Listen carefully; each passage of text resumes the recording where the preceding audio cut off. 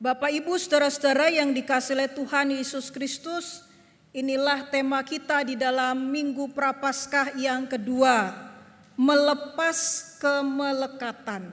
Nah, apa yang mau coba dipahami melalui tema melepas kemelekatan ini? Saya ingin mengawalinya dengan sebuah cerita. Bapak, Ibu, para pemburu itu mempunyai trik-trik tersendiri untuk menjaring atau menjebak hewan yang menjadi buruan mereka. Nah, salah satu hewan yang sering kali dicari, diburu untuk kepentingan para pemburu ini, yaitu adalah monyet, ya. Nah, para pemburu ini punya cara yang unik untuk menangkap atau menjebak seekor monyet tanpa mereka harus bersusah payah mengejar. Itu yang pasti mereka akan ngos-ngosan kalau ngejar monyet, begitu ya. Apalagi kalau ngejarnya harus naik pohon lalu lompat dari satu batang ke batang yang lain. Itu nggak mungkin, ya, kecuali mungkin orang yang bernama Tarsan. Nah, bagaimana cara mereka menjebak seekor monyet? Nah, rupa-rupanya mereka biasanya akan melubangi sebuah pohon dengan lubang yang cukup untuk tangan monyet itu masuk ke dalamnya. Lah, ketika masuk itu kan nggak mungkin mereka dengan tangan yang menggenggam gitu kan, nggak masuk. Jadi ukuran lubang itu pas kira-kira untuk tangan monyet itu masuk, tetapi begitu monyet ini mengambil sesuatu yang ada di dalam pohon yang dilubangi itu, dia tidak bisa keluar tangannya karena tangannya menggenggam sesuatu. Itu kalau sama kita coba masukkan tangan ke sebuah lubang, masuk, tapi begitu kita ngambil lalu tangan kita menggenggam, kita nggak bisa keluar lagi.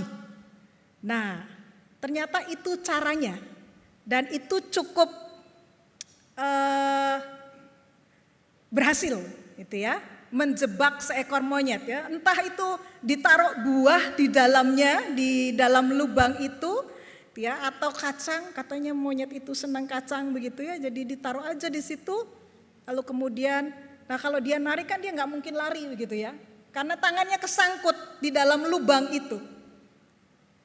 Nah, di saat itulah para pemburu akan menangkap monyet itu. Ya. Nah, jadi bukan dirantai, bukan ditembak, tetapi dijebak dengan makanan, dan biasanya, itu ya namanya binatang, ini udah makanan, ini punyaku itu kan, egoisnya kelihatan sekali. Kalau dia mau bebas dia mestinya melepaskan, ya, tapi namanya binatang nggak mungkin melepaskan. Ini punya aku, ya tak mau ditarik sekuat apapun dia tidak akan melepaskan genggaman atau kacang tanah atau kacang yang dia genggam itu. Karena apa? Karena bagi monyet ini kacang atau buah-buahan itu segala-galanya, ya. Karena itu dia mempertahankan dengan kencang, dia menggenggam dengan begitu erat.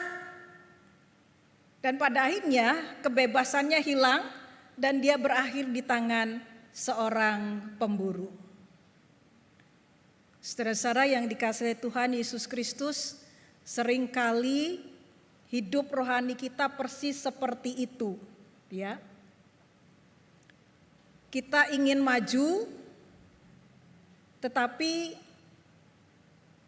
kita menggenggam erat, masih mengepal dengan erat masa lalu kita atau hal-hal yang membuat kita nyaman.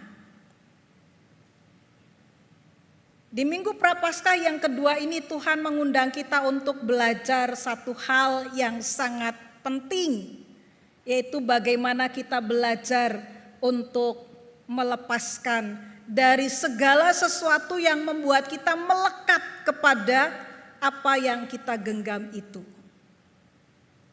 Ya, apa yang masih kita ugemi dengan kencang, sehingga kita sulit untuk maju, sulit untuk bertumbuh, ya, di dalam iman, di dalam pengenalan akan Tuhan. Ya. Nah, sebenarnya ada dua bacaan yang sangat menarik dalam Minggu Prapaskah yang kedua ini, ya. Bacaan yang pertama adalah dari kitab Kejadian pasal yang ke-12. Cerita tentang Abraham yang dipanggil oleh Tuhan. Ya, saya ingin mengutipkannya, membacakannya untuk Bapak Ibu Saudara sekalian. Kejadian 12 ayat 1 sampai dengan ayat 4a. Berfirmanlah Tuhan kepada Abram, pergilah dari negerimu, dari sanak saudaramu, dan dari rumah bapamu ke negeri yang akan kutunjukkan kepadamu. Aku akan membuat engkau menjadi bangsa yang besar, memberkati engkau serta membuat namamu masyhur, dan engkau akan menjadi berkat.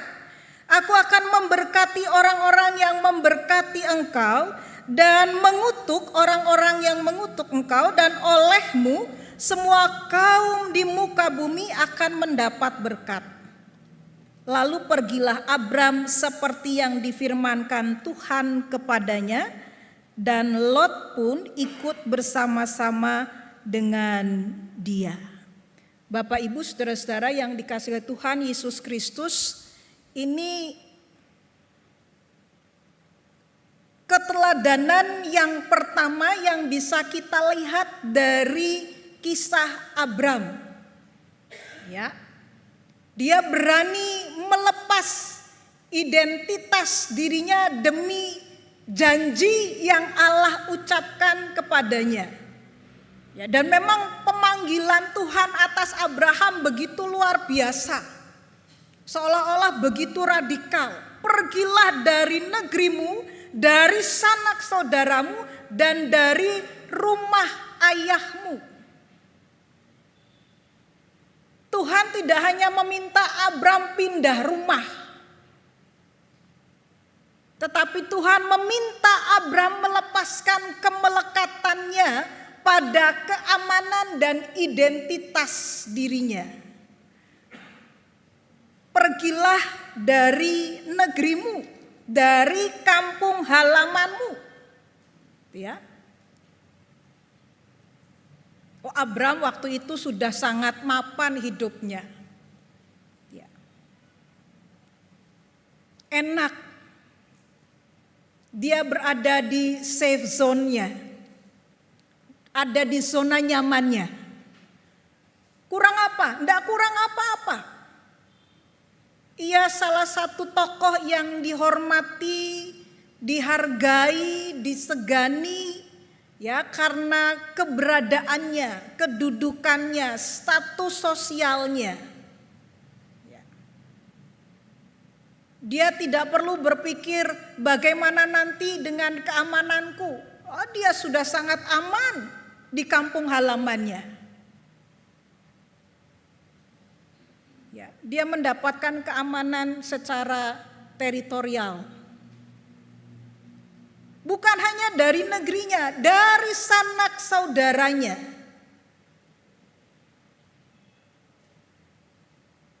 Keluarganya. Keamanan sosialnya. Oh, siapa yang tidak mengenal Abram pada waktu itu?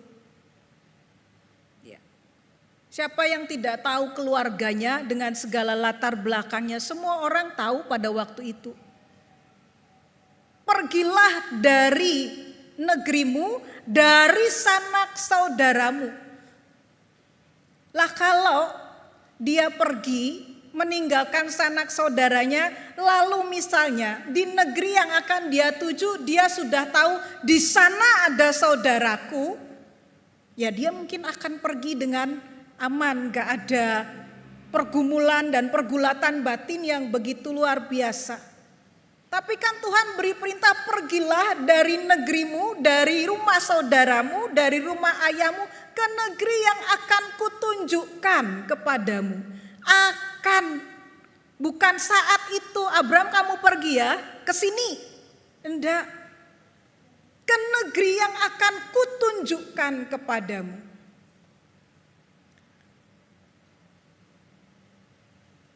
Lalu yang ketiga, dia keluar dari rumah ayahnya.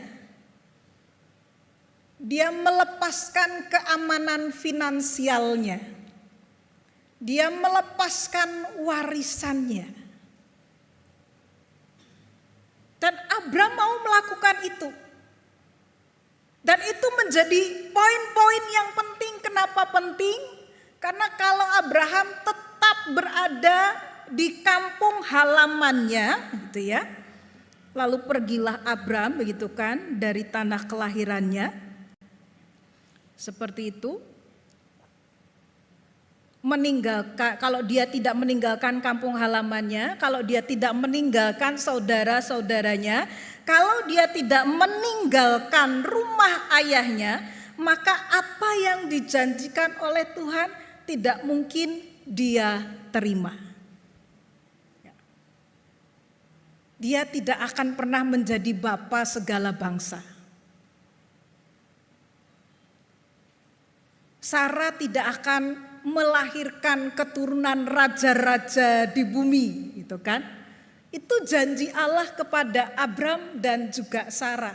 Tetapi kalau mereka tetap negerinya nggak disebutin, ya sudahlah kita nggak usah di sini saja. Maka dua janji yang begitu luar biasa itu tidak akan terjadi.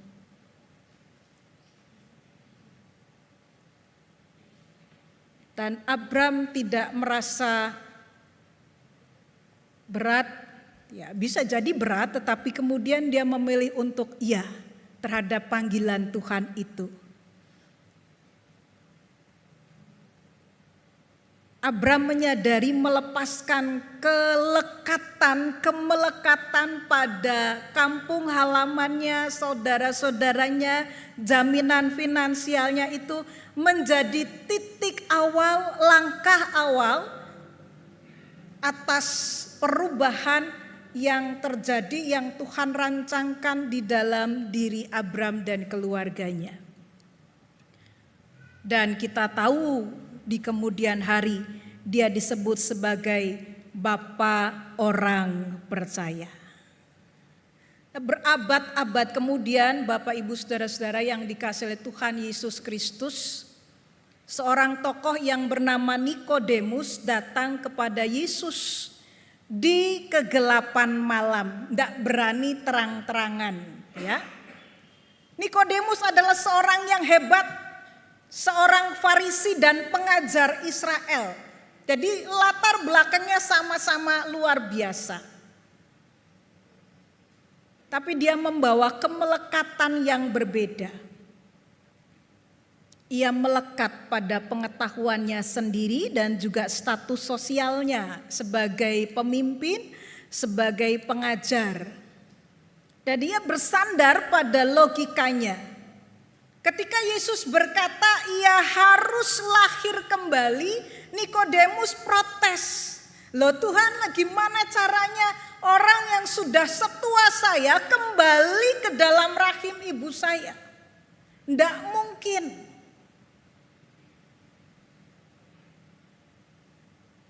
Itu logikanya seperti itu Tuhan. Jadi kalau Tuhan bilang seorang harus lahir kembali, mana mungkin bisa? Apa sih yang gak bisa dilakukan oleh Tuhan gitu ya? Kalau misalnya benar-benar Nikodemus meyakini apa yang ia ucapkan, Rabi, kami tahu bahwa engkau datang sebagai guru yang diutus Allah. Itu berarti kan Tuhan bisa saja melakukan apapun, Yesus bisa melakukan apapun. Tetapi apa yang diucapkan oleh Yesus kepada Nikodemus itu tidak masuk dalam logikanya, tidak masuk dalam nalarnya. Di sini kita melihat Nikodemus memahami hanya dengan pemikirannya sendiri, dengan otaknya sendiri, dengan cara berpikirnya sendiri, bukan melalui penyerahan diri kepada Roh Kudus. Tetapi Yesus sungguh sabar terhadap Nikodemus. Di tengah-tengah percakapan yang mungkin kelihatan biasa-biasa saja, tetapi Yesus kemudian menyingkapkan rahasia ilahi. Yesus menunjukkan bahwa melepaskan bukan hanya tugas manusia. Nikodemus, kamu harus melepaskan cara berpikirmu untuk coba belajar melihat dengan cara dan sudut pandang Allah. Kalau kamu hanya mengandalkan hikmat manusia, kamu mengandalkan hukum-hukum yang selama ini kamu geluti, kamu gak akan mencapai apa yang diilhamkan oleh Allah. Kamu harus belajar untuk melepaskan cara berpikirmu. Coba belajar untuk melihat dari sudut pandang Allah. Coba membuka diri terhadap karya Roh Kudus sehingga pada akhirnya kamu boleh mengerti. Dan yang perlu disadari Bapak Ibu saudara-saudara yang dikasihi oleh Tuhan Yesus Kristus, ketika Yesus sedang berbicara kepada Yohanes dalam percakapan dengan Nikodemus, saudara-saudara yang dikasihi oleh Tuhan Yesus Kristus, Yesus juga memberitahukan bahwa sesungguhnya Allah itu juga adalah Allah yang mau melepaskan. Yohanes 3 ayat 16 berkata demikian. Karena begitu besar kasih Allah akan dunia ini, sehingga ia telah mengaruniakan anaknya yang tunggal, supaya setiap orang yang percaya kepadanya tidak binasa melainkan beroleh hidup yang kekal. Ketika Yesus mengajar Nikodemus untuk belajar melepaskan diri dari apa yang melekat padanya, dalam hal ini pengetahuannya dan status sosialnya, Yesus memberikan gambaran bahwa Allah Bapa pun sudah melepaskan sesuatu yang paling berharga, paling mulia. Karena begitu besar kasih Allah akan dunia ini, ya, maka ia mengaruniakan, sehingga ia telah mengaruniakan. Kata mengaruniakan di sini bukan hanya sekedar memberi, tetapi Bapa melepaskan anaknya yang tunggal, anaknya yang sempurna, anaknya yang dikasihinya, yang kepadanya Bapa berkenan. Tetapi demi menyelamatkan kita, Allah Bapa tidak menggenggam anaknya yang tunggal itu erat-erat untuk tetap berada di tahta surgawi. Tetapi Allah Bapa mau melepaskan anaknya itu untuk ada di dalam dunia yang kotor dan penuh dengan dosa. Allah Bapa merelakan anaknya untuk juga berada di dalam kerapuhan daging manusia. Kita bisa membaca apa yang disaksikan oleh Rasul Paulus sekali lagi di dalam Filipi pasal yang kedua. Dia tidak memandang dirinya sebagai yang harus dipertahankan, tetapi kemudian turun dari surga menjadi sama dengan manusia, mengambil rupa seorang hamba, bahkan mati di atas kayu salib. Allah melepaskan anaknya ke dalam dunia yang kotor, ke dalam dunia yang jahat. Allah melepaskan anaknya untuk menjadi sama seperti kita. Bahkan Allah Bapa melepaskan anaknya untuk mati di atas kayu salib. Nah, kalau Allah tidak melepaskan yang paling berharga, maka kita tidak akan pernah menerima penebusan dan keselamatan itu. Kalau tema Minggu Prapaskah yang kedua ini kita diajak untuk belajar melepaskan segala sesuatu yang melekat pada kita. Allah sedang tidak meminta sesuatu yang Allah sendiri tidak lakukan. Justru Allah memberikan teladan. Ini loh, tak kasih, tak lepas anakku yang kukasihi. Supaya kamu beroleh hidup yang kekal. Supaya kamu tidak berada di bawah bayang-bayang maut yang kekal. Tetapi supaya kamu beroleh hidup yang kekal. Supaya kamu beroleh keselamatan. Supaya kamu mendapatkan penebusan atas dosa-dosa kita, atas dosa-dosamu.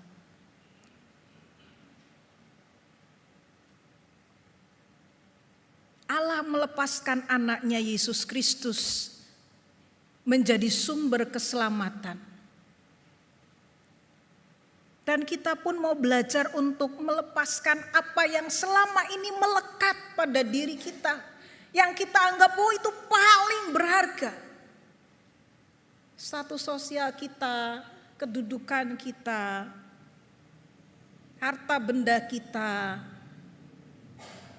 Bapak Ibu Saudara-saudara yang dikasihi oleh Tuhan Yesus Kristus, masa Prapaskah ini, masa Prapaskah yang kedua ini menjadi momentum bagi kita, kesempatan bagi kita untuk memeriksa kepalan tangan kita. Apa yang paling membuat kita takut? Kalau kita melepaskan tangan kita lalu kemudian itu tidak lagi bisa kita lihat. Harga dirikah? Atau kebencian, kepahitan yang berakar, berurat, berakar sedemikian rupa di dalam hati dan hidup kita. Bagaimana kita bisa merasakan kasih Allah dapat memenuhi bejana di dalam tubuh kita ini kalau kita sendiri masih menyimpan hal-hal yang lama, hal-hal yang melekat. Itu sama saja kita tidak memberi ruang kepada Allah untuk menuangkan anggur sukacita yang baru. Ya. Bejana yang penuh tidak mungkin bisa terisi dengan anggur yang baru. Ya. Kalau hati kita, hidup kita penuh dengan hal-hal yang buruk, hal-hal yang melekat, dan sesungguhnya itu sementara sifatnya, maka kita sama saja tidak memberi ruang kepada Allah untuk menuangkan sukacitanya yang baru. Minggu Prapaskah yang kedua menjadi refleksi bersama bagi kita, ya. Menjadi kesempatan bagi kita untuk membuka kembali ruang akal budi kita, batin hati kita. Apa ya yang selama ini masih melekat kepada saya, yang membuat saya sulit untuk merasakan sukacita dan damai sejahtera. Apa yang harus saya lepaskan? Supaya saya beroleh kemenangan. Supaya saya boleh menikmati janji-janji Tuhan yang begitu luar biasa. Coba kita lihat gitu ya. Bapak Ibu, kalau biasanya di akhir ibadah kan ada pengutusan dan berkat ya. Sikap tangan Bapak Ibu bagaimana? Kalau pas lagi menerima berkat. Begini, tuh ya. Menyadari tidak? Kalau itu kita meyakini, ya saya menerima berkat Tuhan, tetapi juga sekaligus saya siap untuk memberikan berkat itu di tengah-tengah kehidupan.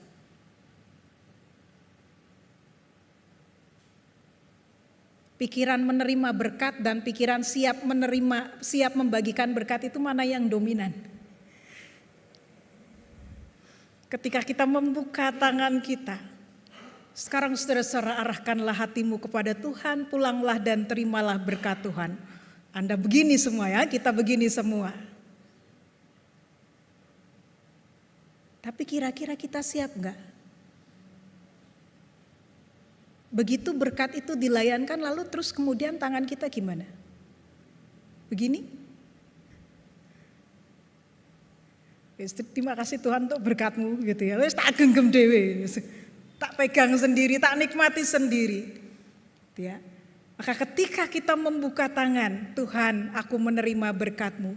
Tetapi aku juga siap untuk menjadi berkat bagi banyak orang. Karena itu tangan kita adalah tangan yang terbuka. Juga bukan tangan yang melipat. Nah, gerakan yang paling bagus adalah ketika kita membuka tangan, kita pun melihat ke atas, simbol bahwa berkat itu turun dari Tuhan. Lalu kemudian kita keluar dalam prosesi bersama-sama, enggak bersama-sama ya, biasanya pendeta duluan dan penatua, tapi kemudian kita keluar karena apa? Ya, berkat Tuhan ini harus keluar juga. Bukan hanya untuk diri saya sendiri. Karena itu kita belajar di dalam Minggu Prapaskah yang kedua ini. Bahwa ketika kita menerima dan menyambut berkat Tuhan, kita juga mau membaginya dengan mereka, terutama mereka yang membutuhkan. Kalau selama ini kita lebih banyak menggenggam, ya, maka mari kita katakan dengan jujur, Tuhan, inilah hal yang selama ini aku genggam. Aku takut kehilangan, tetapi aku lebih takut kehilangan Engkau. Hari ini aku mau belajar melepaskannya, agar tangan-Mu yang penuh dengan berkat itu bisa menuntunku ke tempat yang lebih tinggi. Jangan sampai kita seperti primata yang dikisahkan dalam pembukaan khotbah hari ini. Jangan sampai kita seperti seekor monyet, ya. Bisa ngambil, ya, tapi kemudian digenggam. Akhirnya dia terjebak sendiri. Jangan kita terjebak dengan segala sesuatu yang melekat dan itu sifatnya tidak kekal. Tapi biarlah kita terjebak dalam roh Tuhan, di dalam roh Tuhan, sehingga kita tetap dapat merasakan kebebasan. Sehingga kita tetap dapat merasakan kelegaan. Percayalah, saat tangan kita kosong, saat itu jugalah Tuhan akan mengisinya, bahkan mengisi dengan hal-hal yang lebih luar biasa, seperti yang dialami oleh Adam. Amin.